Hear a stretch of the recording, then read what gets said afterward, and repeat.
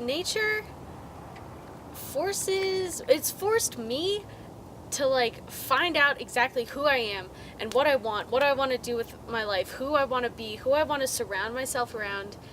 And it doesn't sugarcoat things for you, that's for sure. Hi, I'm Phoebe Powell. I am an outdoor adventure lover, and I'm from a small town here in Colorado. I pretty much do everything in the outdoors, from running, hiking, mountain biking, skiing, both downhill and Nordic. I've gotten into rock climbing here at Boulder, which is awesome. I just love the outdoors.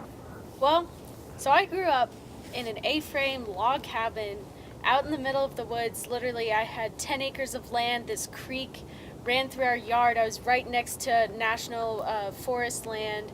I just lived in the middle of the woods. I was so removed from society. So I have a younger sister, so she and I were best friends growing up. We grew up close to probably just two other kids our age. We're like 10 minutes was the closest that we were to any other kids our age.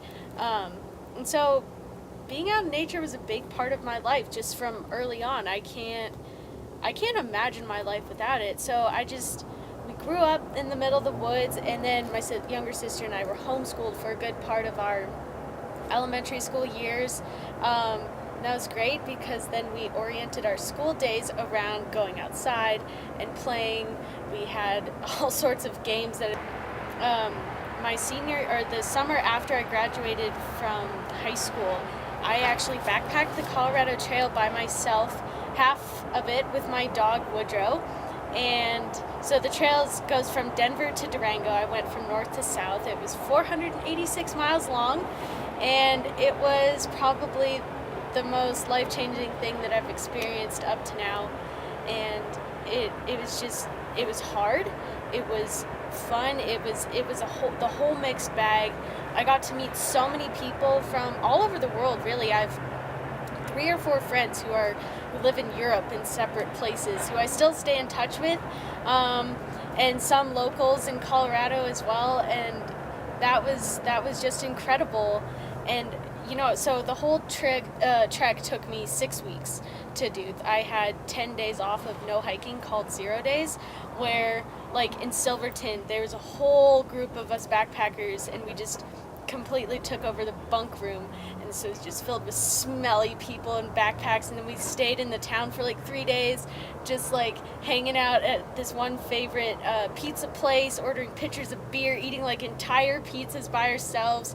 Fruit was amazing off the trail because you couldn't carry it, and so just some wonderful memories like that. And then it was just so amazing to be able to be fully sustainable. Everything that I needed to live, I had on my back.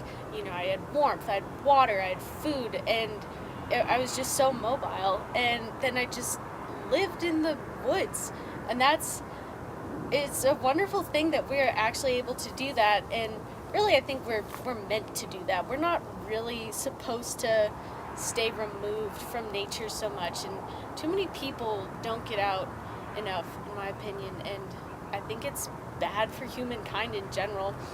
So like kind of I had several defining days like out on the Colorado Trail where it was just hard emotionally, and I just learned a lot about myself from that trip. And that's a whole nother story really, but I kind of got my values in order and my priorities set in how I want my life to look and what I want to do with it, and how I should not let society or societal standards kind of define or set my path on what other people think I should do with my life. I need to do things because I want to, because I love it, and it's something that I'm passionate about.